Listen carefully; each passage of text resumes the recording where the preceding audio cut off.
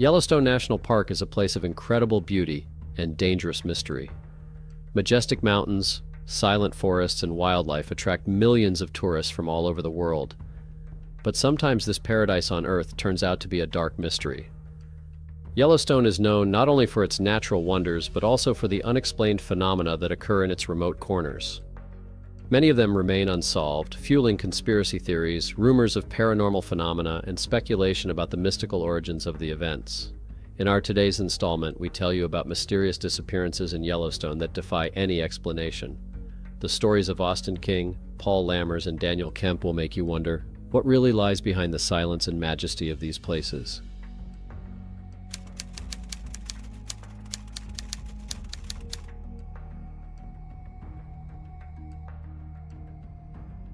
Austin King, a 22-year-old employee of the concession department of Yellowstone National Park, disappeared during a solo hike in September of 2024.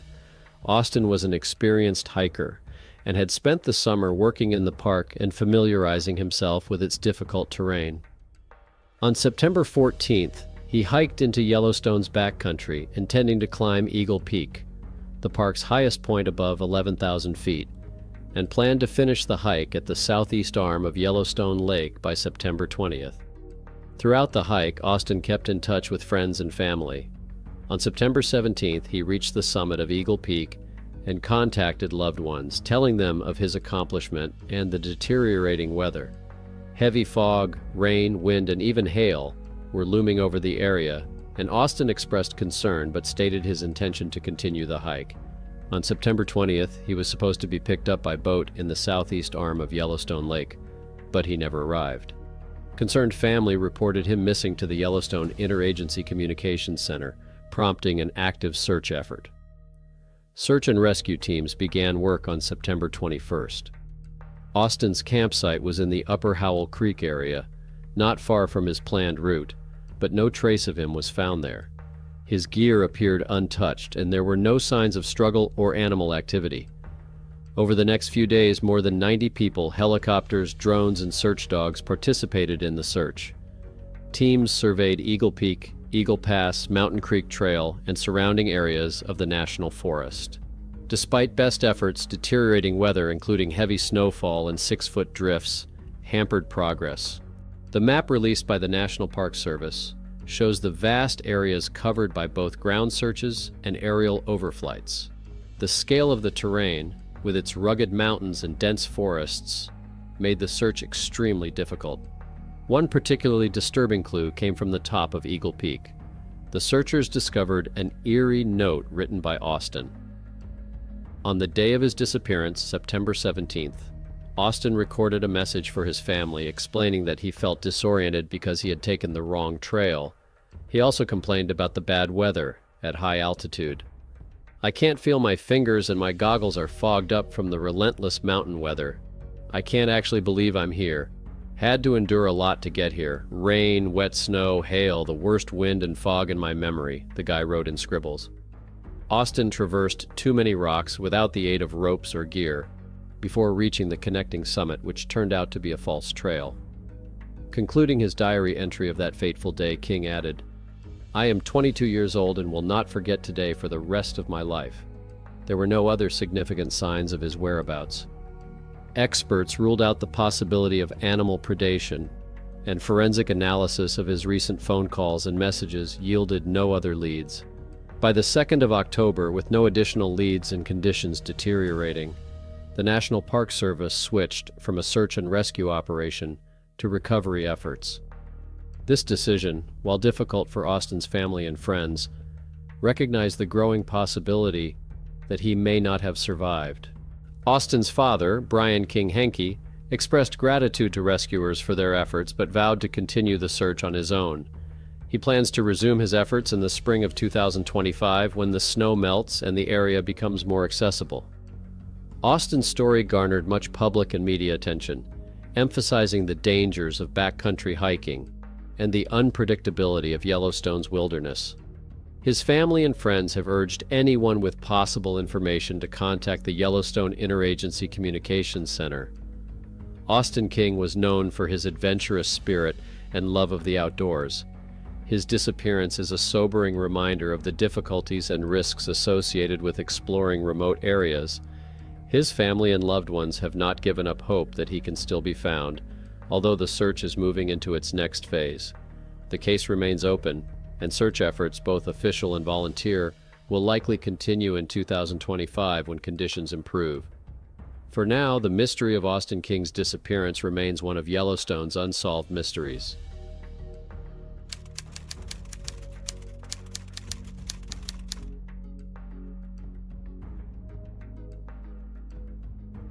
Paul Lammers was a 35-year-old amateur photographer from Seattle, Washington.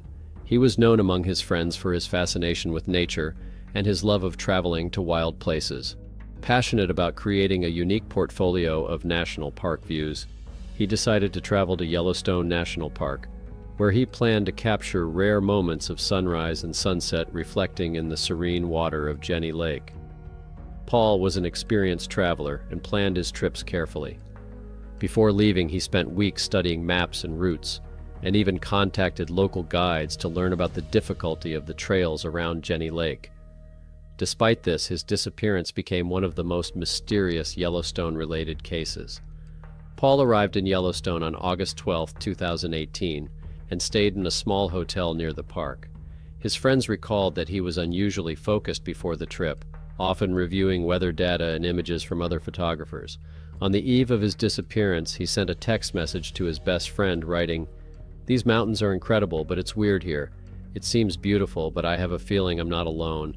Like someone is watching, maybe I'm just tired." The next day, Paul gathered his equipment, including a professional Canon camera, several lenses, a tripod, and a drone. He drove out to the park in the early morning to catch first light. He was last seen around 6 a.m. when he crossed the wooden bridge leading to the trailhead at Jenny Lake. At about 9 o'clock in the morning, Paul sent his brother a text message. "Found the perfect spot, but it's too quiet. It's kind of uncomfortable. Even the birds are silent. It feels like time has stood still." Later, at 10 hours and 30 minutes, he wrote another message to his friend. "Going to go higher. I think there is a cliff overlooking the lake. Something strange with the shadow, like it's not moving the way it should." That was the last message from Paul. His phone had been disconnected at about 11 o'clock in the morning, according to the carriers. Attempts to contact him throughout the day were unsuccessful. When Paul did not return by evening, his friends staying at the hotel reported him missing to park security. A massive search began involving rangers, volunteers, and helicopters. They surveyed the area around Jenny Lake, including trails and bluffs where he might have gone. However, no trace or personal belongings of Paul were found. Even his drone, which could have given clues to his last whereabouts, has not been found. The only clue was the barely visible shoe tracks that suddenly broke off in the soft soil near the edge of the cliff. Paul Lammers' disappearance has spawned numerous theories, each attempting to explain what may have happened on that fateful day. While many of them have a rational basis, there are also speculations that go far beyond the conventional. Here's a detailed look at the major theories. Jenny Lake is surrounded by cliffs, narrow trails, and dense forests, making it potentially dangerous for hikers. Paul could have stumbled or lost his balance, especially if he was focused on capturing unique shots without noticing the surrounding danger. Footprints found near the cliff may indicate that Paul was too close to the edge. His equipment, including his camera and drone, may have fallen with him. The rangers carefully examined the bottom of the cliff and the bottom of the lake, but found no trace of a body, camera, or even fragments of clothing. If Paul had fallen, traces of it should have remained. How could the footprints have suddenly disappeared? It looks as if Paul just vaporized. Why didn't his body or equipment resurface in the lake? Yellowstone is known for cold water, but usually objects rise to the surface over time. Yellowstone is home to numerous wild animals, including grizzly bears and mountain lions. In theory, Paul could have been attacked by one of them. Bears, for example, are known for their curiosity and aggressive behavior, especially if disturbed. The attack could have been sudden, and Paul didn't even have time to report it via phone or radio. Wild animals can also drag a body and personal belongings into hiding, but even if an animal has carried it away, there are usually traces of fur, blood, or particles of clothing left behind. Some people, including tourists and locals, believe Paul's disappearance is related to something unexplained, possibly supernatural. Yellowstone is surrounded by legends of strange events, including unexplained lights, mysterious sounds, and a watching sensation felt by many visitors. Paul's recent reports have indicated his discomfort and the feeling that someone is watching him. Tourists in the area have repeatedly reported shadows that appear at Jenny Lake, especially at dusk. These shadows are sometimes accompanied by a sudden drop in temperature and unexplained noises. But unfortunately, no material evidence of supernatural intervention has been found. It remains only a matter of faith and interpretation. Each theory has its basis, but none provides a definitive answer. The disappearance of Paul Lammers remains one of those cases that continues to stir the imagination of mystery lovers and researchers. Perhaps the truth lies somewhere at the intersection of all these speculations, hidden in the shadows of Yellowstone's mountains and crevices.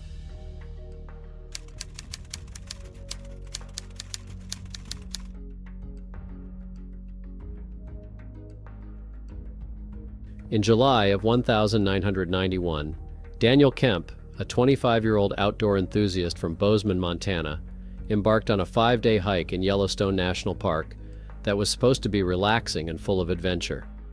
Daniel was no stranger to the wilderness.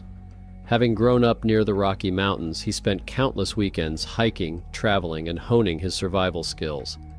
Yellowstone, with its vast, untouched wilderness, had always intrigued him, and this trip was a personal challenge for him to explore its little-visited areas. Daniel carefully planned his route, which was to begin at the Beckler River and pass through the Shoshone Geyser Basin before ending in the Beaver Creek Valley. He informed his family of his route and took detailed maps, a compass, a sturdy tent, and enough food for the trip. Being an experienced outdoorsman, he also took along a first aid kit, hunting knife, and whistle in case of emergencies. Before leaving, Daniel promised his parents that he would check in at the end of the hike on July 19th. Confident in his abilities, he set off for the park on the morning of July 14th, a bright and sunny day. Daniel's journey began smoothly. Rangers on the trail near the Beckler River remembered him as polite and well-prepared, and several hikers reported seeing him on the trail on July 14th and 15th. He was last seen by a group of hikers at Shoshone Geyser Basin on the afternoon of July 15th. He spoke with them briefly, mentioning his plans to camp at Shoshone Lake in the evening, and then move toward Beaver Creek. Campers later recalled that Daniel seemed calm and confident, showing no signs of worry or anxiety. He mentioned the unpredictable weather, but did not seem concerned about the possibility of a storm. This was the last confirmed meeting with him. When Daniel did not return home on July 19th, his parents became concerned. By July 21st, after no contact with Daniel, they alerted park management. A search and rescue operation began that same day, and rangers began at Shoshone Geyser Basin, the last known location of his whereabouts. The initial search centered on the trail between Shoshone Lake and Beaver Creek Valley. Rangers found evidence of a recent campground near the lake that matched Daniel's route. His camp looked untouched. His tent was still set up, and his backpack remained inside. However, one detail was immediately puzzling.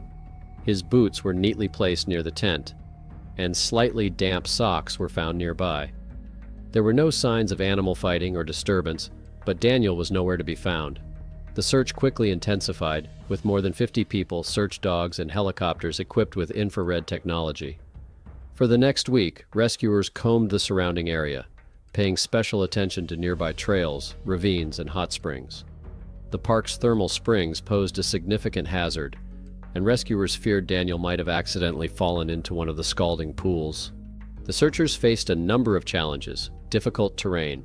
The Shoshone Geyser Basin is a remote area with treacherous terrain that includes smoking geysers, boiling mud pots, and dense forests. Weather conditions. Summer storms brought heavy rain and high winds, further complicating the search. By July 25th, the search had spread to areas beyond Daniel's planned route, but no new leads had emerged. One theory was that Daniel had gotten lost or disoriented after leaving his campsite. While that seems unlikely given his experience, Yellowstone's dense forests and changeable weather may have contributed to the confusion. Rangers noted that even experienced campers sometimes underestimate the vastness and complexity of the park. Yellowstone is home to bears, wolves, and mountain lions. Although the campground showed no signs of animal attacks, rangers could not completely rule out the possibility of encountering wildlife elsewhere. The region around Lake Shoshone is dotted with geothermal springs. It is possible that Daniel, while exploring his surroundings, could have fallen into a boiling pool or been trapped in one of the park's hidden crevices. Although this rarely happens in Yellowstone, some have speculated on the possibility of foul play. This theory was not given much credence because the area was remote and there was no indication that another person was near the campsite. By July 29th, after nearly 2 weeks of searching, the Park Service officially shut down the operation.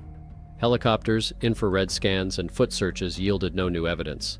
Daniel Kemp was still missing, with only his campground and a few scattered belongings left as evidence. Daniel's disappearance shocked his family and friends. His disappearance seemed almost impossible to those who knew him as a careful and experienced outdoorsman. His parents placed a memorial bench at the trailhead on the Beckler River, where he started with the words, "For Daniel, who loved these wild places." The Bozeman community held vigils in Daniel's memory, and many volunteers joined the search in the early days, hoping to bring him home. Daniel Kemp's case remains one of Yellowstone's most enduring mysteries. Over the years, his story has been retold by hikers, rangers, and locals as a cautionary tale about the unpredictability of nature and the need to use extreme caution when visiting the backcountry. In the decades since its disappearance, the park has continued to emphasize the safety of solo hiking and has issued new guidelines for those venturing into remote areas. Despite numerous leads, Daniel Kemp's fate remains unknown, and his disappearance a chilling reminder that wilderness can both inspire and take those who fall into its depths. That's all for now, folks. Yellowstone National Park remains one of the most mysterious places on Earth, full of mystery and unexplained phenomena. If you like this episode, give us a like, subscribe to the channel, and click on the bell not to miss new videos about mystical stories and mysteries of the world. Share this video with your friends and write in the comments what you think about these mysterious disappearances. Perhaps you have your own theories. Thanks for watching, and see you in the next episodes.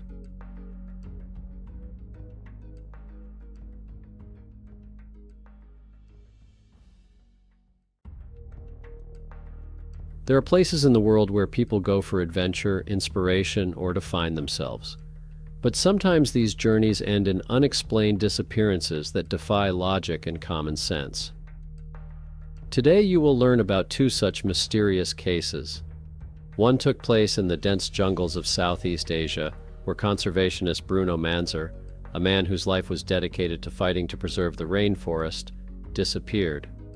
The other was in the quiet forests of Washington State, where the trail of traveler Leah Roberts ended as abruptly as her adventure began.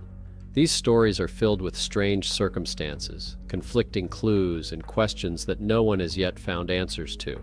They continue to unsettle people's minds with their unknown and twisted plots, making us wonder again and again, what really happened?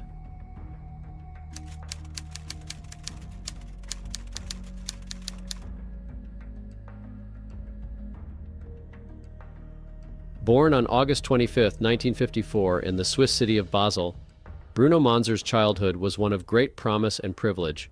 He grew up in a wealthy family and was a bright, free-thinking boy. However, despite the fact that his parents expected a career in medicine, young Bruno chose a different path.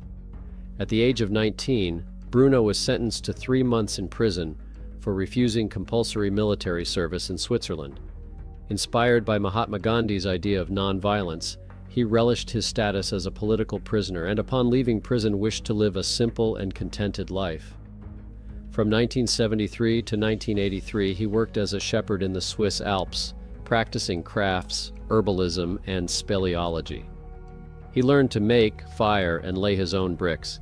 He fashioned leather, raised bees, and even made his own clothes by weaving the wool of the sheep he tended. And for a long time, this was enough to keep Bruno happy. But around the age of 30, he developed a deep and abiding thirst for travel. In 1984, Bruno visited the Malaysian state of Terengganu, where he joined an expedition to explore Gunung Mulu National Park. It was here that he first learned about the nomadic tribe known as the Panun. Bruno later said that he wanted to find the deeper essence of humanity in people who still lived close to their nature. So he set out to find this tribe. Not satisfied after the first failures and many subsequent attempts, Bruno finally found the nomadic Penan tribes in the upper Limbang River in May 1984. At first, the Penan tribesmen simply ignored him, being too wary of the crazy white man to approach him. After a while, however, the Penans were impressed by Bruno's resilience and, after proving that he had no ill intentions, eventually accepted him into their villages. During his time with the Penans, Bruno learned all sorts of jungle survival skills. He became familiar with the Penan culture, learned their language, and was even welcomed into the court of the chief of the Penan tribe, Chief Along Sega. Bruno wore a loincloth while hunting with the tribe's warriors, using a blowgun and poison darts to kill birds, primates, and even snakes. In Switzerland, Bruno was nicknamed Tarzan, and many said he had finally lost his mind. But among the Penans, he was known as Lucky Penan. Lucky Penan simply means Penan man. But make no mistake, it was the highest compliment they could pay him. It was almost an official induction into the tribe. He had survived malaria, a near-fatal snake bite, and had survived a fall from a mountain after hanging from a rope for just under a day. It is obvious that Bruno could have coped with the jungle, but even more perplexing is what happened to him next. By 2000, Bruno had been making long trips into the rainforests of Southeast Asia for more than 15 years. He was actively involved in the fight against deforestation in the region, but unfortunately made many enemies in the process. He was hated by logging companies. He was hated by those who needed cheap timber. And because of his high-profile corruption allegations, Malaysian politicians tried to ban him from entering their country. Bruno was forced to turn his sights to Indonesia. And in February 2000, he found himself on the jungle trails of Kalimantan. Bruno was accompanied by a film crew from his Bruno Manzer Fund, as well as the organization's secretary, John Quensley. There he separated from Quenzi and the film crew and continued his journey with another unarmed companion. The journey lasted 2 weeks, crossing mountains and rivers on foot and by boat, with the only respite being a few hours of sleep in a canvas hammock. On May 18th, Bruno reached the border of Sarawak and Kalimantan. There, Bruno and his companion spent their last night writing a short message on a postcard to his girlfriend Charlotte, who had remained in Switzerland. Taking an oath that he would see to the delivery, Bruno gave the postcard to his companion, who later said that he looked perfectly happy and healthy when they parted. Afterward, Bruno went off into the jungle alone. According to John Quensley, Bruno crossed the Sarawak-Kalimantan border on May 22nd. He was then spotted by a Pinyan friend, a man named Paliu. On May 25th, Paliu said Bruno was carrying a 30-kilogram backpack and was heading toward a mountain called Bukit Batu Lawi. Bruno told Paliu that he intended to climb the mountain, but when asked if he needed company or help, Bruno declined. Paliu wished him luck and said goodbye, but he did not know that this was the last time anyone would see Bruno alive. After Bruno did not return to the Foundation campground within the allotted time, John Quensley and the film crew enlisted the help of Penan tribesmen to find him. They surveyed the area around the Limbang River and even tracked down Bruno's last campsite before his attempt to climb Batu Lawi. They followed Bruno's machete trail through dense forests until the trail reached a swamp at the foot of Bukit Batu Lawi. But unfortunately, there was no sign of him returning from the swamp, nor of anyone else who had come to the area. The Bruno Foundation paid for a search and rescue helicopter as well as a mountaineering team to traverse the limestone peaks of the mountain. However, citing extreme danger, none of the climbers wanted to tackle the last 100 meters of the steep limestone that forms the summit of Batu Loi. After the descent, the climbers concluded that if Bruno had attempted the limestone summit, it was very likely that some tragic accident would have befallen him. With this in mind, they made a second trip up Batu Loi, focusing on places where Bruno might have landed in the event of an unfortunate fall. However, mysteriously, no trace of Bruno's body, equipment, or clothing was found. The climbers enlisted the help of 2 very experienced local guides and asked for their opinion on where Bruno's body might have gone. They spent several days searching various nooks and crannies, but again finding nothing, The local guides were extremely puzzled by their opinion. If Bruno was not in the places they predicted, they had to rule out a mountaineering accident as the cause of his disappearance. If Bruno had climbed the mountain, he must have come down alive. There was simply no other explanation for why he was gone, at least not a rational one.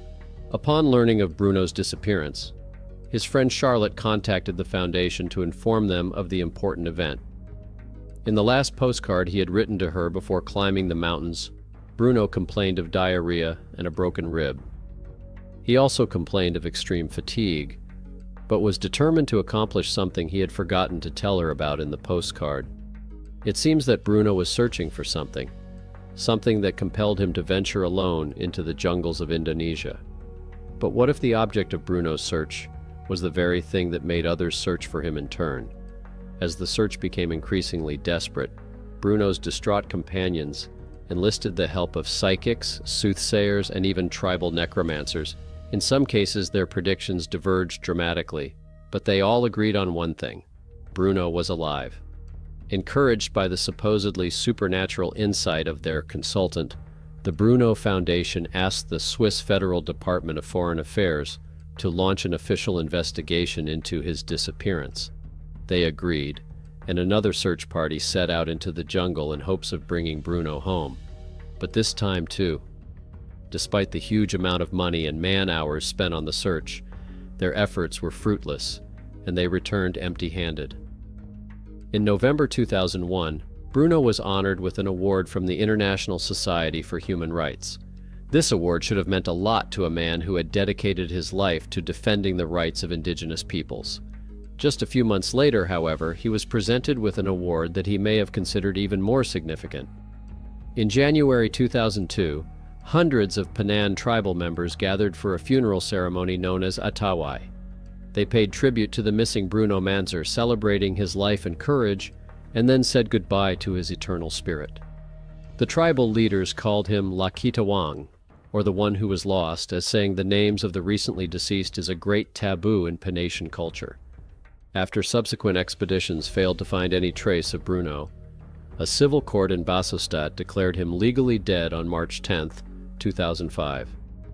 5 years later, to mark the 10th anniversary of the disappearance, a memorial service was held at the Elizabethan Church in Basel. It was attended by about 500 people. No one called him Tarzan anymore, and only a few addressed him as Bruno out of respect. He was Lakitawang, a man who lost his heart in the jungles of Southeast Asia and later lost his life.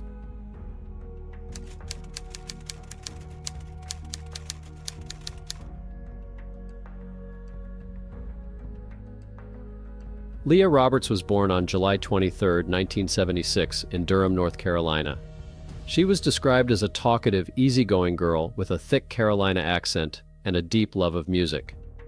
By the age of 23, Leah was leading a comfortable life in the town of Raleigh, North Carolina, with her longtime friend and roommate Nicole. But her young life was irreparably marred by tragedy. When she was just 17 years old, Leah's father was diagnosed with a long-term respiratory illness, and just 3 years later, her mother died, unexpectedly, of a heart condition. Leah took a leave of absence to recover from her deep and sudden grief, but when she returned in the fall of 1998, she was nearly killed in a horrific car accident. Her lung was punctured, her femur shattered, and she required a metal rod to be inserted along the length of the bone. In 1999, Leah's dying father passed away during the night. She subsequently withdrew again, which gave her time to help organize her father's upcoming funeral and divide his estate. But it was during this time, or perhaps as a result of the grief she experienced, that Leah became increasingly interested in philosophy and spirituality. Her passion for these topics continued to grow. Despite returning to college in the fall of '99, she spent much more time pursuing her new hobbies than earning her degree. She continued to get good grades and kept partying to a minimum. But then, just a few months before graduating from college, she dropped out. Her friends and family were shocked. But to Leah, it made perfect sense. She didn't need a degree. She wanted to travel. And if the previous few years had taught her anything, it was that you can't waste a minute. But unfortunately, Leah's newfound sense of wanderlust would ultimately be her undoing.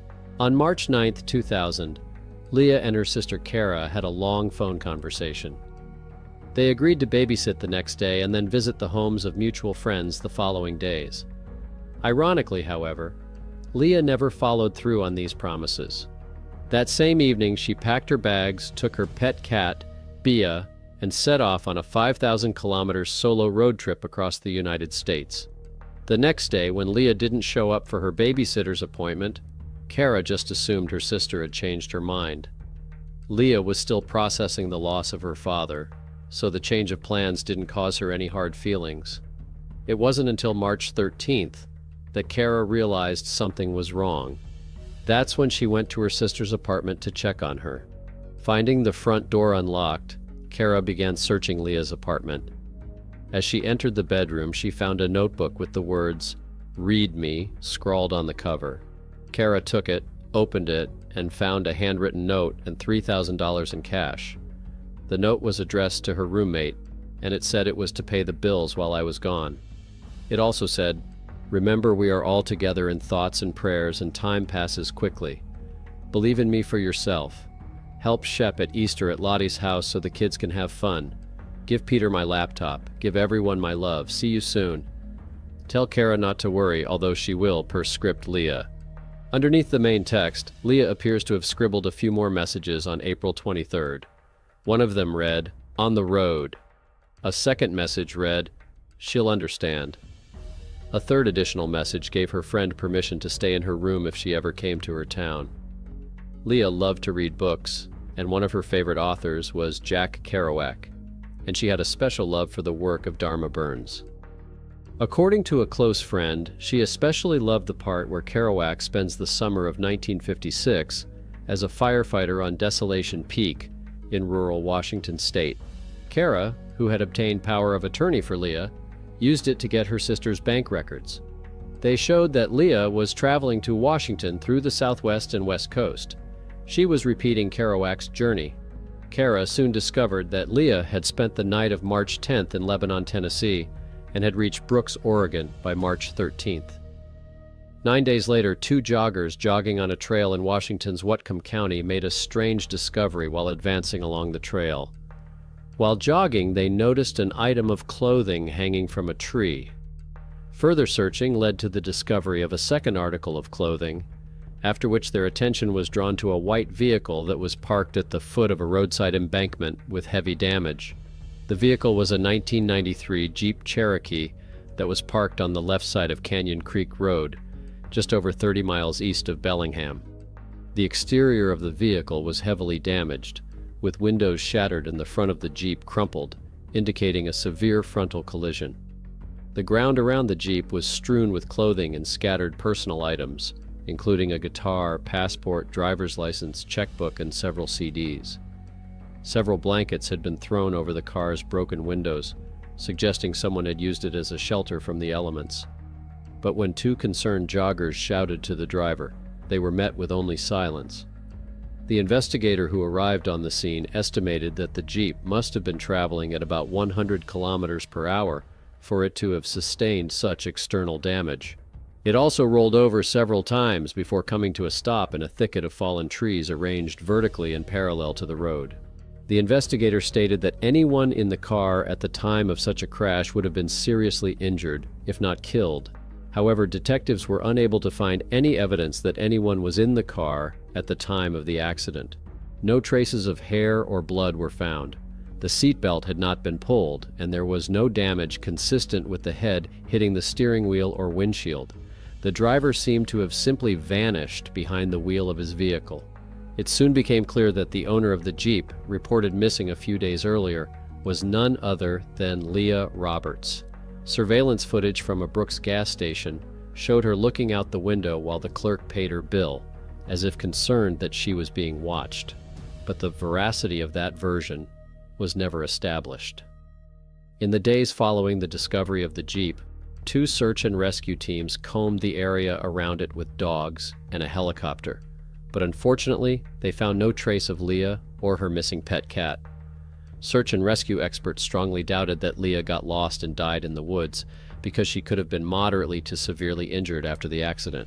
But they also cited the lack of blood and seatbelts, and one officer even suggested that Leah had intentionally crashed the car while not driving to use it as a makeshift shelter. In his opinion, this was the worst possible scenario because he quite rightly assumed she was not in her right mind. "It doesn't surprise me that she might have gone off and tried to find herself," Leah's brother told Heath a few days after her disappearance. "I was worried about her, but I wasn't really concerned until we got the call that they found her car." A thorough search of the Jeep found $2,500 stuffed in her jeans and a wooden decorative box containing a ticket to the 2:10 p.m. showing of the movie American Beauty at the Bellis Fair Mall the day she arrived in Oregon. But what concerned Leah's family and friends the most was the discovery of her mother's wedding ring, which appeared to have been abandoned with her Jeep. Leah's loved ones knew that the ring was her most precious earthly possession, the one thing she treasured more than anything else in the world. If she thought she was leaving her Jeep and never coming back, those close to her had no doubt that Leah would take it with her. Its presence in the Jeep indicated that Leah intended to return to retrieve it. In that case, what prevented her from doing so? When Washington law enforcement put out a call for the public to come forward, there were several very credible allegations.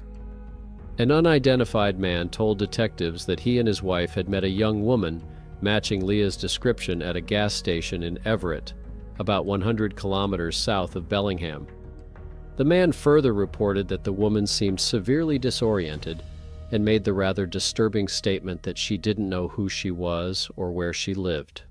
Naturally, the detectives believed that the man was trying to help and began asking him additional questions regarding this strange encounter.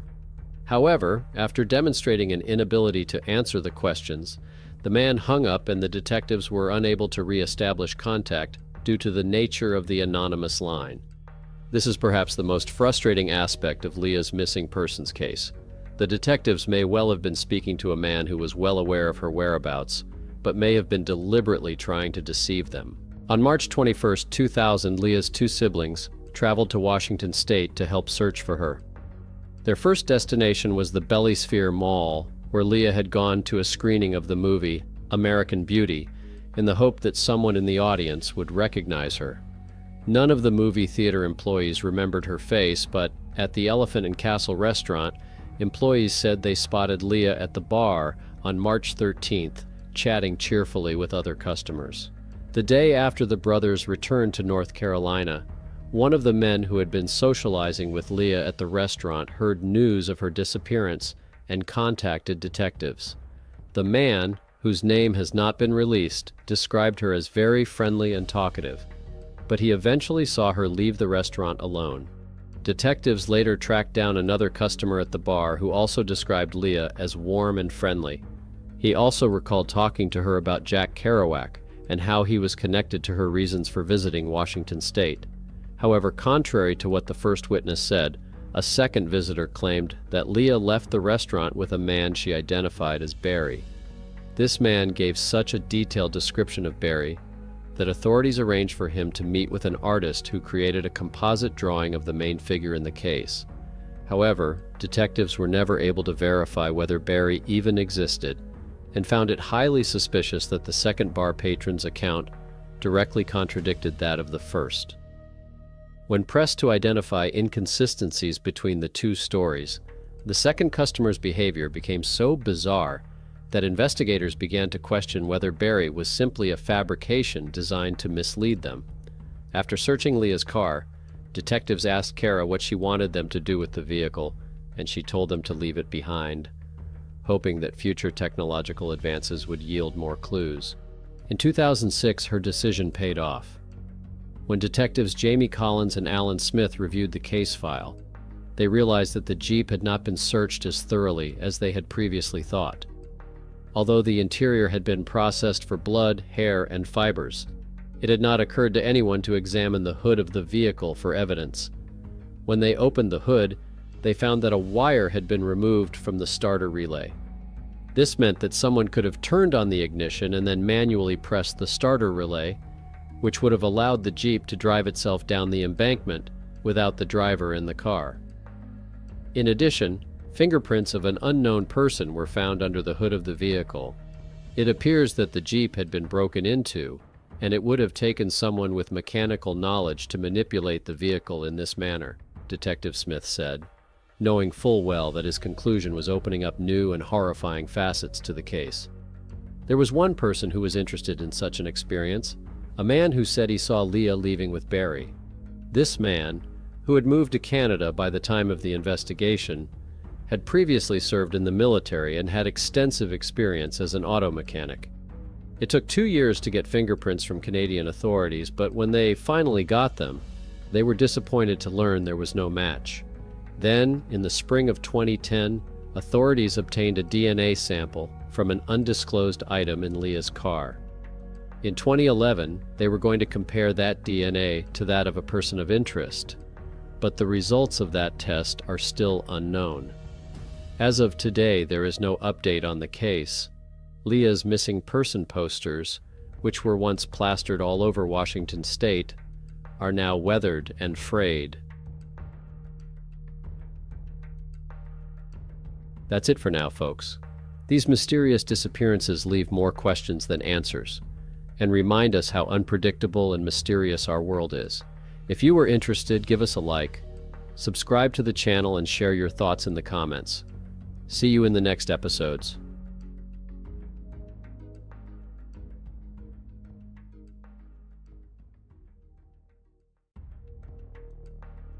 People disappear every day. Some are victims of accidents, others of deliberate crimes. But there are some disappearances that can't be explained. Tracks are blown in the middle of nowhere. Eyewitness accounts get muddled with chilling details. And rescuers face mysteries that defy logic and common sense. Something remains beyond the limits of understanding, as if nature itself crosses people out of this world, leaving no chance to return. In this issue, you will learn about 3 mysterious cases, each of which occurred under strange and inexplicable circumstances. Children, experienced hikers, hunters. No one is immune when familiar landscapes turn into deadly traps. Where is the boundary between reality and irretrievable disappearance? Mysterious forests, merciless deserts, cold swamps. These are places where the laws of physics seem to be broken, and the mind begins to doubt what you see. One step out of place and you're lost forever. What happened to them? Where do you look for answers? Sometimes even the investigators come away with nothing, and all that's left is emptiness, invisible fear, and stories that keep you wondering even decades later.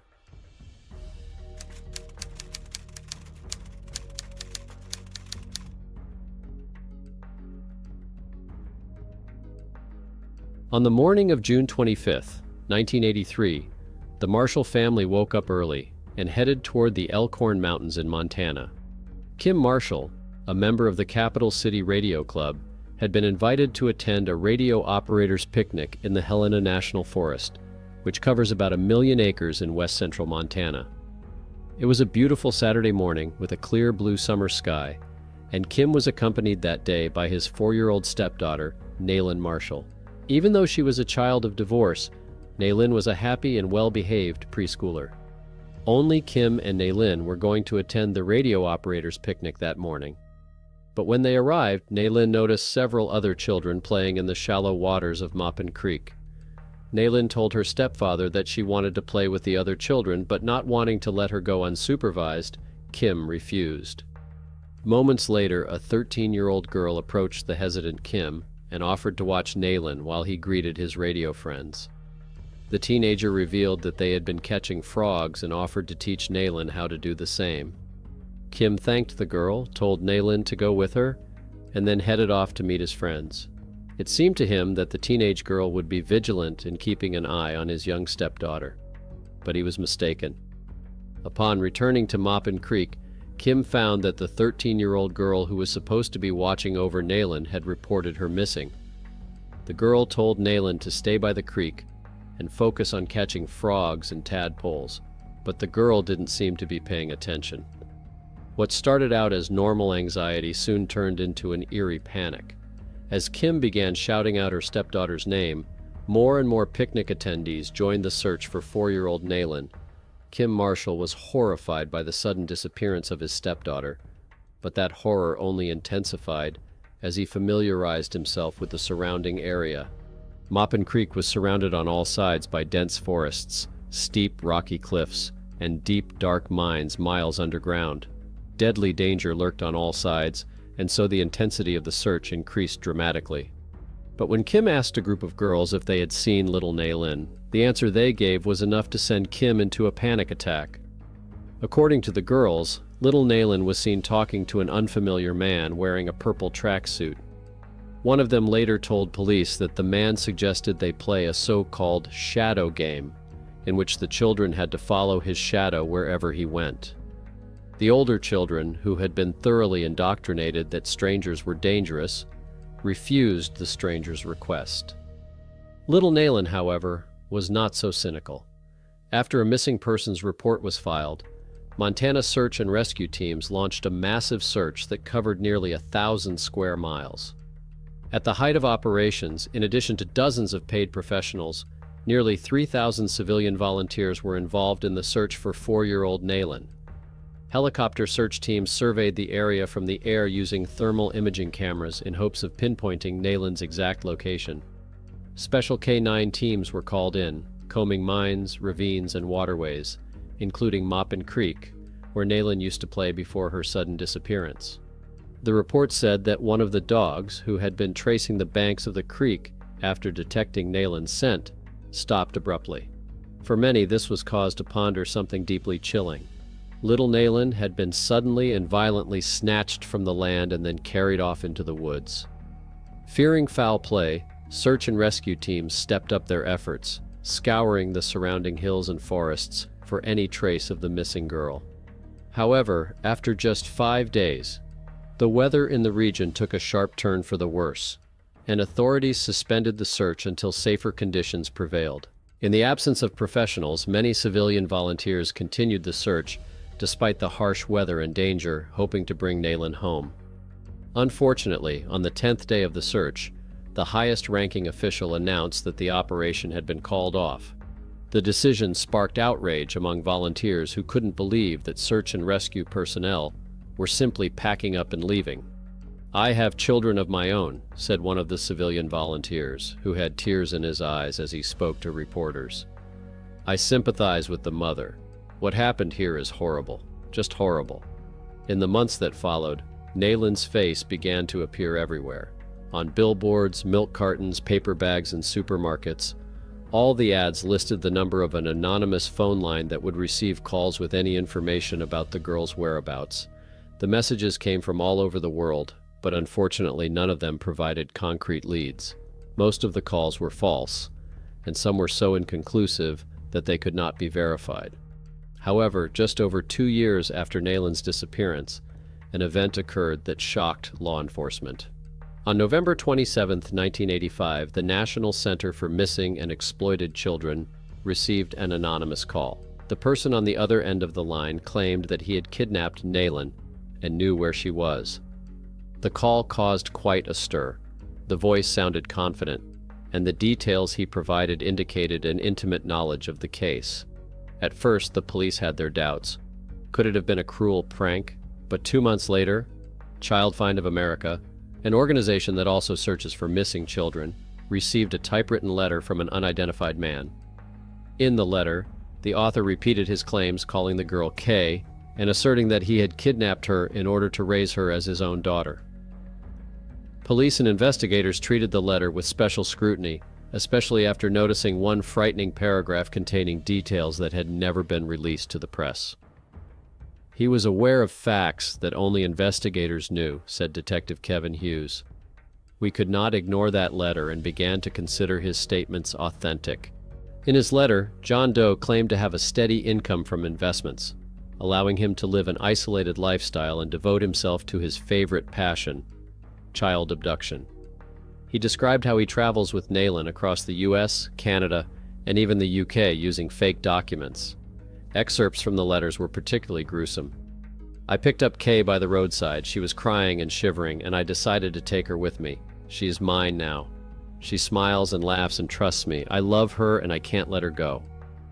The letters kept coming, and their content became increasingly disturbing. In one, an anonymous man stated that Naylin had been abused, but assured that it wouldn't hurt her physically. The FBI joined the investigation, tracing the calls and letters to several phone booths and post offices in Wisconsin. However, as soon as police began their pursuit, the trail was cut off. It seemed the kidnapper was always one step ahead. 5 years later, in 1991, the Nayland case gained publicity again, with an episode of the show Unsolved Mysteries, where producers presented copies of the letters and recounted the kidnapping on national television. The episode sparked a flurry of new reports and calls, but the real scoop came months later. Richard James Wilson, 42, a Montana resident, appeared before police and confessed to kidnapping and killing Nayland. He also claimed to have been involved in the death of another woman. At first, this confession raised hopes that the case would finally be closed. However, police soon discovered that Wilson's testimony was full of inconsistencies. When he was brought to the area where he allegedly disposed of Nayland's body, Wilson was unable to pinpoint a specific location. The mines he mentioned did not match his descriptions, and a careful inspection of the area yielded nothing. After checking Wilson's mental state, it became clear that he was suffering from severe mental illness, and his confession was not credible. "We can't rule him out completely, but the evidence against him is non-existent," Jefferson County Sheriff Tom Don said. In 1995, a new tragedy befell the Marshall family. After moving to Japan and making plans for a new beginning, Kim and Nancy Marshall decided to move to Mexico. Nancy went ahead to find a place to live, but was soon found dead in her hotel room. Although Mexican authorities initially claimed the death was natural, further investigation revealed that Nancy had been bound and beaten, and valuables were missing from her room. It was only through the efforts of private investigators and pressure from Kim that the case status was changed to suspicious homicide. 20 years later, in 2018, new attention to the Nayland case was brought to the case by letters mailed from Cincinnati, Ohio. Companies and individuals received envelopes with no return address, with mysterious messages related to the girl's disappearance. The National Center for Missing Children published an image of Nayland with an age progression. She could now be 43 years old. Decades after her disappearance, the case remains open, and the calls and letters continue to pour in. Sheriff Craig Doolittle expressed cautious optimism. "We always hope for the best. Maybe she's alive, maybe she doesn't remember her past, but we will never stop looking."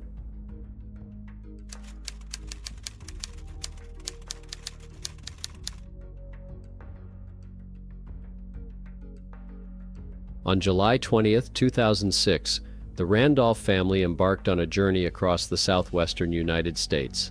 James Randolph, a 42-year-old civil engineer, was a man confident in himself and his abilities. He loved adventure and often told his friends, "Why waste time on hiking trails when you can explore the unknown?" His wife, Laura, 39, a geography teacher, supported her husband, finding such trips romantic and in their own way good for their children, Tyler, 12, and Marilyn, 9. Their transportation was a 2004 black Jeep Grand Cherokee, a sturdy, reliable vehicle they considered ideal for long off-road trips. Their route covered the desert areas of Arizona and Utah, with a final stop in Zion National Park. However, determined to take a shortcut and avoid crowded highways, James insisted on driving through a little-known section of the Sonora Desert, known for its sandy plains, sweltering heat, and lack of cell phone service. On the morning of July 21st, the family left the small town of Tucson after making a few purchases at a local store: water, food, and gasoline. After filling their car to a full tank, they headed southwest on Highway 86. The last surveillance tape at the gas station captured Laura adjusting her glasses and smiling at James. The children were in the back seat, keeping their eyes on their handheld game consoles. Around noon, turning off the main highway onto a dirt road, they drove into the desert. On the map, it wasn't a difficult stretch connecting two small towns, but in reality, the road was riddled with ravines, and the temperature reached 47 degrees Celsius. After a few hours, they stopped seeing other cars. The last contact with James occurred at 3:27 p.m. He sent a short text message to his brother Michael. "Shortcut through the desert. All okay. Call you later." That message was the last one he ever sent. On July 29, 2006, 8 days after the Randolphs stopped contacting each other, Arizona authorities launched a search operation. They interviewed family, friends, and relatives and obtained a map of the estimated route. A light trail of the SUV was found 2 days later on a remote sandy road near the Gila River. When the rescue team reached the vehicle, they were confronted with a strange and frightening sight. A black Jeep Grand Cherokee stood in the middle of a perfectly flat road. The car was in good condition. The wheels were intact, the windows were not broken, there were no signs of an accident. The tank was fully filled with gasoline, and inside was a few days' supply of water and untouched groceries. However, the interior of the car was empty. The ignition key was lying on the driver's seat and the doors had been left open. Around the car were observed haphazard footprints that diverged in different directions. At first it appeared that people were walking in circles, but upon close inspection, investigators noticed something strange. The footprints suddenly broke off in the sand, as if their owners had vanished. The rescuers who first reached the car were experienced people. They had been involved in searching for missing hikers in the mountains and deserts of Arizona for years, but what they found around the car threw them off balance. Footprints, deep, clear footprints, led away from the car, fanning out in all directions. It seemed as if each member of the family had gone in a different direction. The sand, in which the footprints remained clearly visible, stretched for several meters from the car, but then they broke off. There was no sign of a return, no sign of continuing onward. One of the investigators later said that at that moment he felt as if the people had just been picked up off the ground. The inside of the vehicle was also not a mess. Laura and James' phones, their portable chargers, and maps were on the front seat. The backpack in the back seat contained the children's personal items: Tyler's toy, Marilyn's notebook, and books. The strangest item in the cabin was a mirror panel neatly leaned against the passenger door, though neither Laura nor James had mentioned that they were carrying anything like that. After inspecting the car and its contents, the rescuers noticed the temperature anomalies. The interior of the SUV had a much lower temperature than the outside, although the windows were tightly closed. Local experts attributed this to the fact that the car had been parked in the sun for a long time, but there was no logic to it. The dashboard was cool to the touch, and the water bottles seemed slightly frostbitten. On July 30th, 2006, the search for the Randolph family was expanded. Helicopters, film crews, and additional volunteer groups were brought in.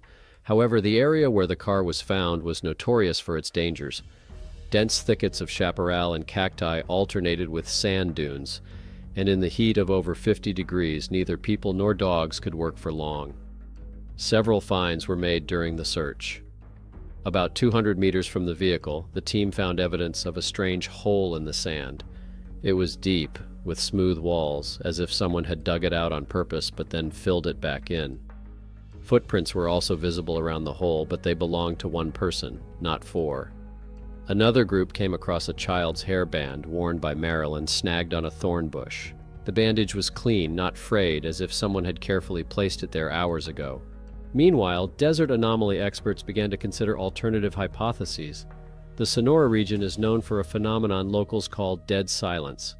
Travelers have repeatedly reported that in certain parts of the desert, sounds disappear. You can't hear the wind, footsteps, or even your own breathing. Many claim to lose their sense of time and orientation, and some claim to see mirages or human figures that seem to call to them. However, scientists could not confirm this information. Climate scientists have speculated that the Randolphs may have been victims of heat stroke and hallucinations caused by the extreme heat.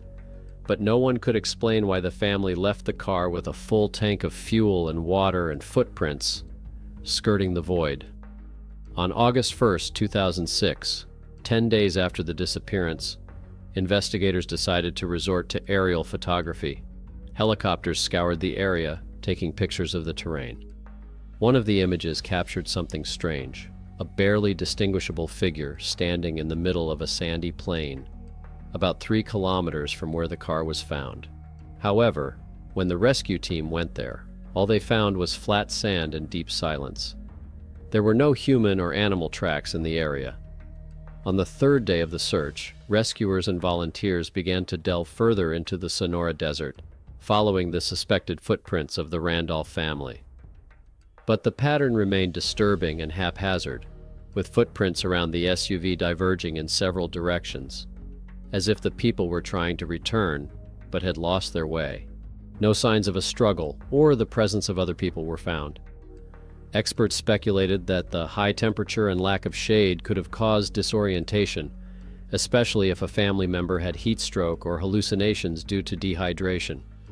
The sand here was loose and left deep footprints, but further down the trail there were increasingly frequent places where footsteps broke off and were lost among the barchans.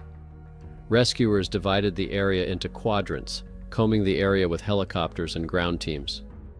By mid-afternoon, one of the pilots reported a small hut standing at the foot of a sandy plateau a few kilometers from where the car was found. It was an abandoned structure left over from the days of the gold miners. The group found an old shack at the site, but no trace of the family inside. However, there were barely visible footprints in the sand near the entrance that could have belonged to an adult and a child. These footprints were blurred by the wind, making them difficult to identify. There was a musty odor inside the cabin, and the floor was littered with the remains of empty plastic bottles and trash left behind by previous desert visitors. On one of the log tables lay an old shoe, the size of a child's shoe, but it was impossible to determine if it belonged to Marilyn Randolph without further examination. Meanwhile, survival experts reported some observations.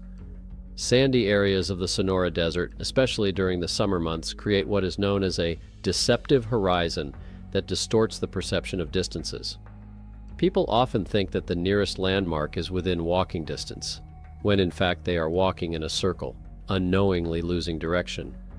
In addition, the abundant iron in the sand could have disrupted compasses, which explains why the tracks around the SUV diverged in different directions. The family was probably trying to find help, but without clear directions, they simply got lost. On the 5th day of the search, the rescuers came across another clue. A plastic bottle partially filled with water was found in the dried-up bed of a small river. An examination later showed that fingerprints on the surface belonged to Trevor Randolph, the eldest son of the family. Near the find, the sand was speckled with footprints, but then they were lost among the barchans. It was the last clear clue. Temperatures in the desert soared to 45 degrees, and strong winds erased any new footprints daily. Experts speculated that the family may have moved farther and farther from the car, gradually losing strength and possibly spreading out. The search continued for nearly 2 weeks, but it still yielded no results. The Randolph family disappeared without a trace, and their SUV, left with a full tank and water supplies, became a symbol of their mystery.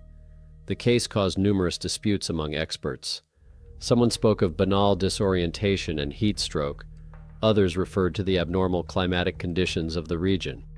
At the place where the car was found, local authorities later erected a temporary sign warning of the deadly danger in the hot months. The Randolph family was never found. The story of their disappearance has become another grim chapter among countless tragedies in the Sonora Desert, where a miscalculation or a moment of weakness can cost people their lives.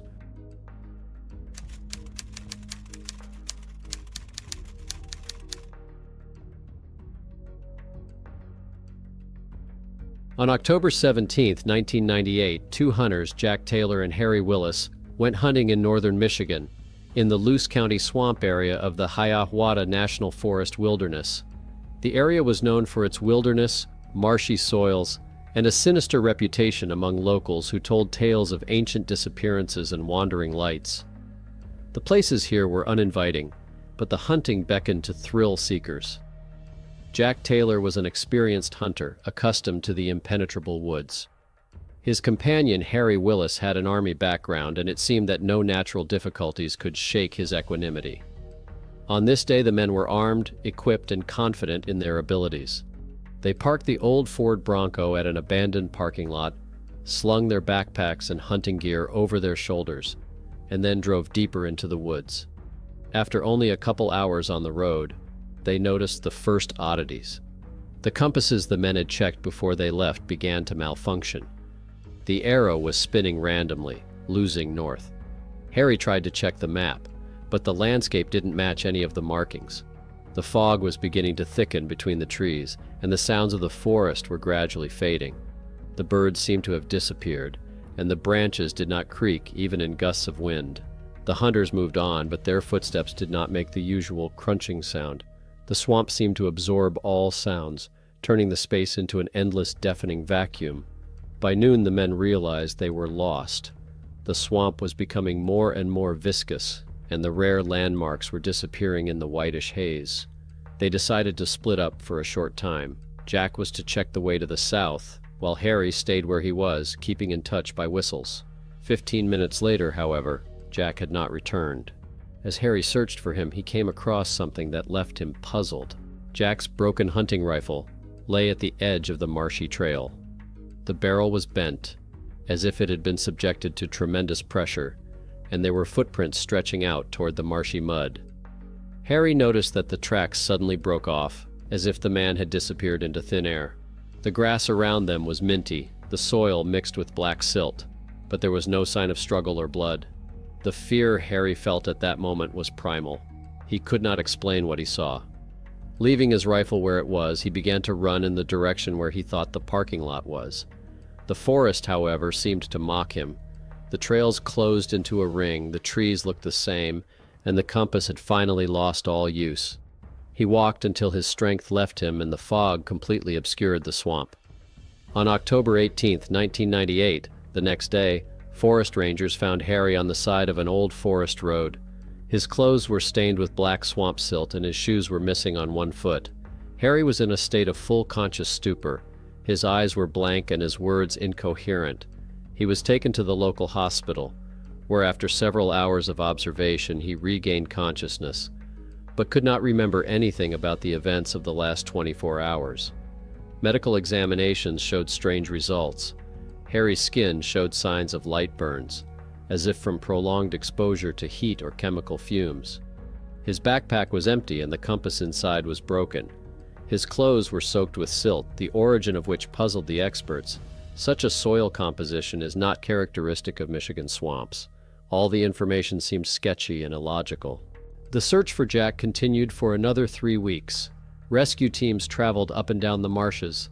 Helicopters with thermal imaging cameras showed no signs of life. Investigators found only the same broken rifle and scraps of footprints that led to where they ended, leaving no logical explanation. February 1999. Harry Willis never remembered anything of the events of that ill-fated day. His health began to deteriorate. He suffered from gratuitous insomnia, panic attacks, and auditory hallucinations. Doctors attributed his condition to post-traumatic stress disorder, but local researchers claimed that Harry had brought something more with him, an echo of the moors that continued to haunt his consciousness. Jack Taylor's disappearance remained unsolved. His name was added to the list of missing persons, and the area of the swamps in Luce County gained another sinister story for local lore. That's all for now. If you enjoyed the issue, put likes and share this video with your friends. What do you think about these mysterious disappearances? Write your opinion in the comments. Which of these stories seem to you the most creepy or strange? And be sure to subscribe to the channel to not miss new episodes. Bye.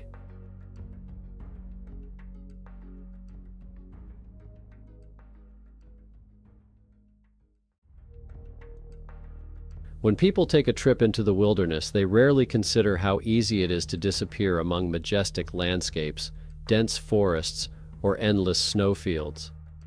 But what when an ordinary walk turns out to be a mystery that no amount of logic can explain? Seguin Lighthouse, Lake Ladoga, and Norway's Jotunheimen Mountains are 3 places that hold eerie stories of disappearing people. There's no mysticism or ghosts in these stories, just facts that send chills down your spine. Today, you'll learn 3 mysterious disappearances that are forever buried in archives, local legends, and the memories of those who have tried to find answers. What started out as an ordinary adventure has become one of the greatest mysteries of these places.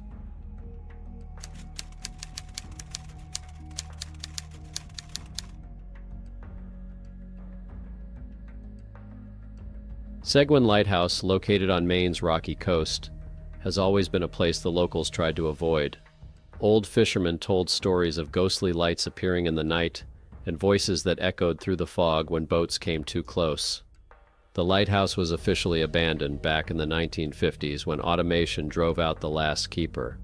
Since then, it has stood lonely on the edge of a cliff, surrounded by a dense coniferous forest and the Atlantic Ocean, which beat continuously against the stone walls. A group of friends that included 4 students, Josh, Michael, Sarah, and Kelly, decided to take a little outing to Seguin Lighthouse in late September. The location was perfect for the shoot. The wind was stirring up the waves and the sunset promised bright, contrasting pictures for social media. Josh was an avid amateur photographer, and as the leader of the group, he whipped everyone up for the venture. Sarah and Kelly, 2 friends, walked reluctantly, more worried about getting lost among the pine trees. Michael, Josh's best friend, joked along the way about the spooky romance of lighthouses, but even his jokes couldn't fully dispel the tension that hung over the group as they emerged from the woods and saw the old lighthouse in the fading sunlight. The structure was grim. Peeling walls, a rusty fence, and heavy oak doors that didn't seem to have been opened in years. Despite this, the entrance was not blocked. Someone had previously ripped off the old chain that held the door. "We should take pictures from the top," Josh said, grabbing the camera. And before anyone could object, he disappeared inside, his footsteps muffled, somewhere in the rising darkness. Sarah, who was afraid of heights, stayed downstairs with Kelly, while Michael decided to follow Josh 10 minutes later. He promised the girls he would return quickly. As his figure disappeared behind the heavy door, the silence around them became even more palpable. After 20 minutes, Kelly began to get nervous. No sounds, no voices. It was as if both Josh and Michael had simply vanished into the dark walls of the lighthouse. A fresh breeze from the ocean made waves, but nothing seemed to make its way inside. Eventually, both girls decided to overcome their fear and climb up the trail. It was cool inside, smelling of old wood and salt. The stairs creaked underfoot, but there was no sign of their friends. As they climbed higher and higher, Kelly suddenly noticed that there were traces of dust on the floor. Or rather, the absence of dust, as if someone had literally just climbed up. They reached the top landing, where windows with a panoramic view of the ocean opened before them. Josh and Michael were not there, however. Instead, Josh's cell phone lay on the floor, its screen on. Sarah picked it up and froze. The last photo had been taken just a few minutes ago. It showed a blurred horizon, dark ocean, reddish sky, and something that looked like a fuzzy silhouette looming over the water. The shape resembled neither a bird nor a cloud, but something larger that seemed irregularly elongated and indistinct. Michael was not found until hours later. He was found by rescue workers a few hundred meters from the lighthouse, amidst a dense pine forest. He was sitting on the ground with his arms around his head, repeating that he did not remember how he had gotten here. He smelled like ocean water and his boots were soaking wet. When asked about Josh, his only answer was, "I was at the top and then nothing." Investigators who arrived on the scene the next morning found several inconsistencies. The lighthouse door appeared to be locked from the inside and the lock was rusty, impossible to open from the outside. On the floor near Josh's phone, they found wet shoe prints that led to the exit but stopped abruptly as if their owner had simply disappeared. Further searches around the lighthouse and in the woods yielded no results. There were no signs of a struggle or the presence of anyone else. The FBI was brought in, but all efforts were in vain. Josh's cell phone was the only clue to the event. Analysis of the photo revealed no camera manipulation or defects. Specialists confirmed that the silhouette on the horizon was a real object, but its nature could not be determined. Seguin Lighthouse was closed to visitors for another decade. Josh's disappearance was officially recognized as an accident, although no body was ever found. Michael was released from the hospital a few days later, but his condition remained uncertain. He never spoke of that day again, and a year after the events, he left Maine for good.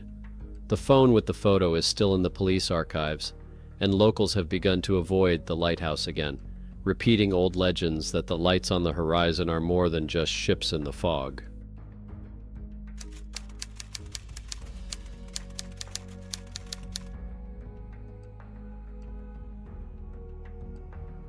The Melnikoff family traveled to Lake Ladoga at the end of July 1989, when summer was already drawing to a close, but the sun was still warming quite generously. They stayed on a wild shore, in a picturesque bay surrounded by pine forests and smooth boulders. The father, Oleg, worked as an engineer and rarely allowed himself a vacation. The mother, Irina, hoped for at least a few days of quiet, away from the hustle and bustle of the city. 9-year-old Artem, their son, was a restless and inquisitive boy who immediately began exploring the area. They pitched their tent near the water, a little further away from the main trail. Oleg immediately started fishing. Irina laid out a plaid and books, and Artem was allowed to play near the forest, but on the condition that he would not go far. Tall pine trees began literally a few dozen meters from the shore, and their trunks stood so sparsely that the forest did not seem dangerous. "Not more than a voice's distance," Irina warned.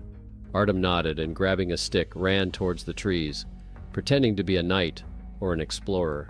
Several hours passed. The day was calm and warm, but towards evening, when the sun began to slip toward the horizon, Irina raised her head from the book and noticed that her son disappeared somewhere. Oleg, who had just returned from a fishing trip, tried to call Artem, but only silence answered. They searched for him until dark. Oleg walked several trails shouting for his son, while Irina stayed near the tent in case Artem returned. After several hours of fruitless searching, they called the police. The search unfolded already at night. Rescuers, local residents, and cynologists with dogs came to the place.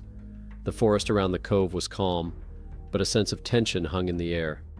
People searched the area with flashlights, combing the ground meter by meter. The dogs picked up the trail immediately near the spot where Artem had last been seen, but their behavior was troubling. They stretched deep into the forest, in an almost perfect straight line, oblivious to obstacles. Fallen trees, ravines, and dense thickets, which seemed impossible to overcome, did not stop the dogs. By morning, they had traveled several kilometers deep into the forest, but the trail broke off as suddenly as it had begun. No belongings, no sign of struggle, just solid forest and silence. Artem was found the next day in the morning. He was found by a local hunter 10 kilometers from the camp in a clearing among the pine forest. The boy was sitting on the ground with his arms around his knees, staring at one point. There were no injuries on him except scratches on his hands and face. The hunter immediately called rescuers, and the boy was returned to his parents. Irina and Oleg rushed to him, but Artem did not react. His eyes were empty and his face remained emotionless. He remained silent, even when asked how he had gotten so far from the tent. The doctors stated a state of stupor. No injuries, no dehydration, no signs of poisoning or hypothermia. It was impossible to explain, as the boy had spent the night in the forest without water or food, having traveled a great distance. The following days, police and rescuers carefully surveyed the area. According to the data, Artem walked 10 kilometers in a perfect straight line. Even a grown man could not walk like that at night without a flashlight. He crossed several ravines and swamps, where there were no signs of stumbling or stopping. The only footprints that could be found were small baby steps that stretched in a straight line across each of these natural barriers. Foresters marveled. In this area, dense undergrowth and roots make traveling at night nearly impossible. Experienced hunters said that sometimes the forest could throw a man off balance, but that didn't explain the way Artem walked without turning or stopping. A few days later, Artem spoke. His words were rambling, but certain phrases made the investigators wary. He said he followed a voice that called his name. The voice was quiet, but insistent, and he felt he had to go forward. It wasn't Dad or Mom. I couldn't see who it was, but I had to go. The boy described the forest as different, dark and still, with no sounds of birds or wind. It seemed to him that the trees were watching him. Child psychology experts called it the effects of stress, but locals spoke of old legends. The Melnikov family left Ladoga a few days later. They did not talk about the incident again and did not return to this place. Artem took a long time to come to his senses after the experience, but he was never able to explain what had happened to him. Investigators closed the case as a case of disorientation, although none of the explanations satisfied either the parents or those involved in the search.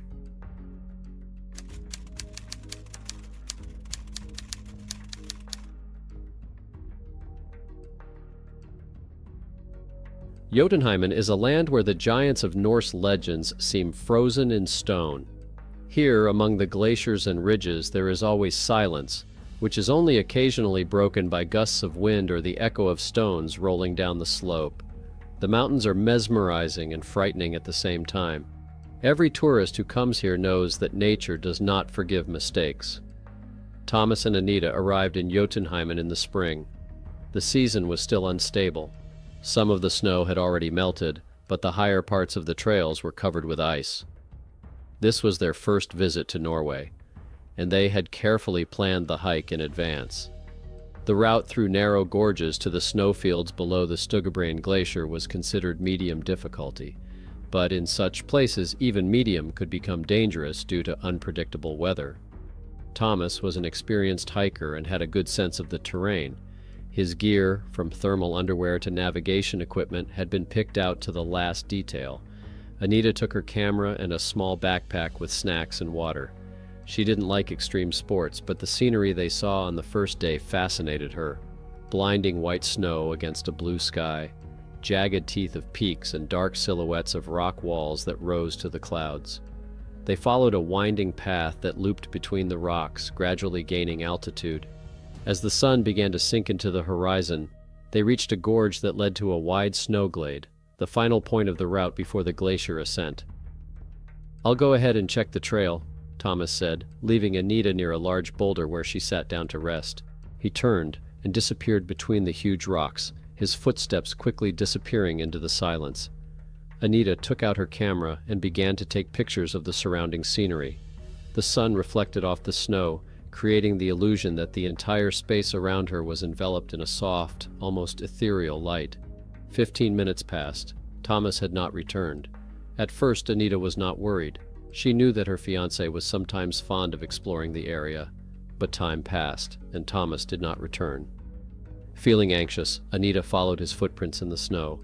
They led her through the gorge to a snowy clearing that opened up before her like a white immensity. And it was here that she stopped. Thomas's footprints ran in a straight line across the clearing, but stopped abruptly in the middle. Nothing further, no sign of him. The snow all around was flat, undisturbed by people or animals. Anita stood there trying to figure out what had happened. Thoughts pounded in her head.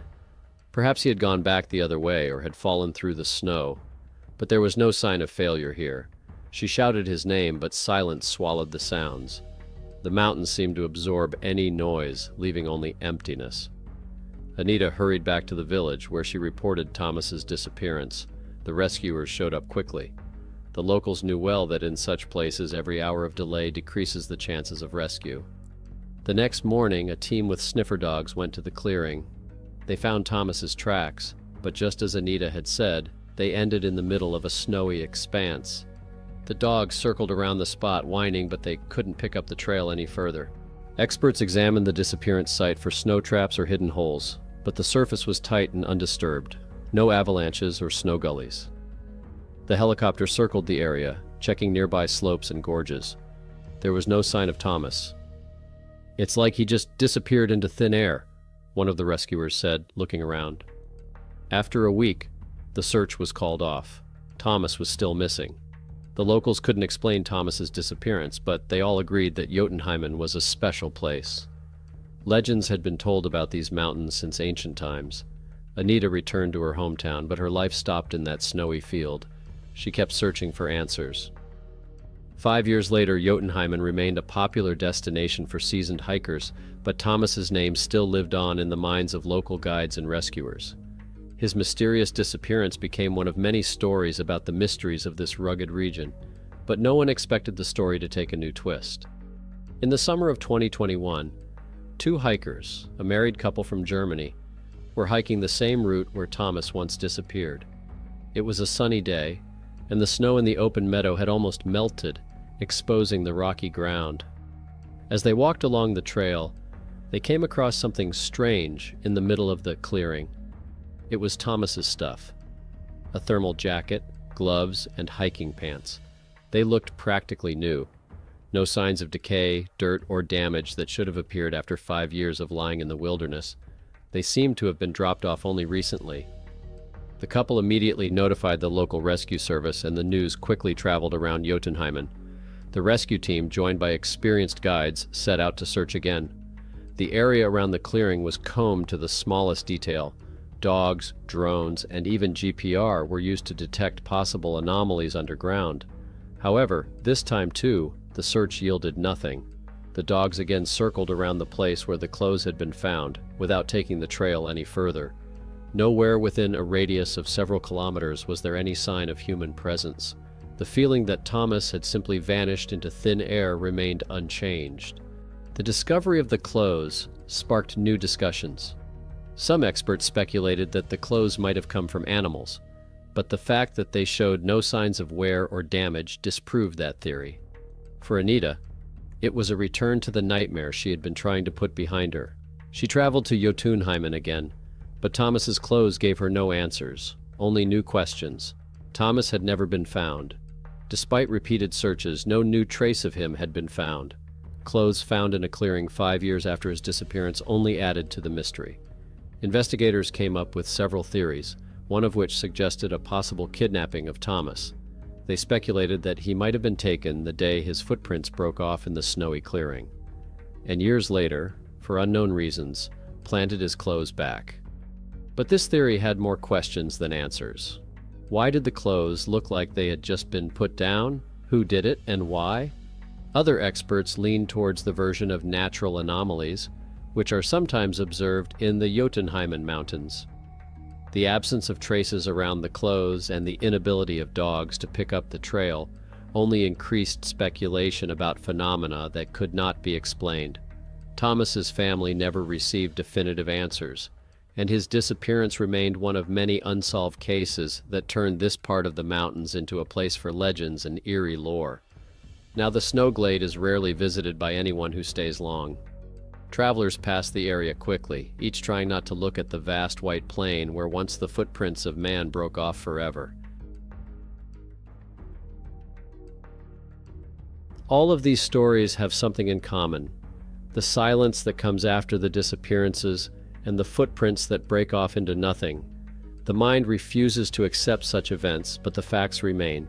People have disappeared and there is no explanation. What was it? Human error, unrecognized natural phenomena, or something more that we cannot understand? That's all. Subscribe to the channel, put likes, and write your thoughts in the comments under this video. Until new meetings, visit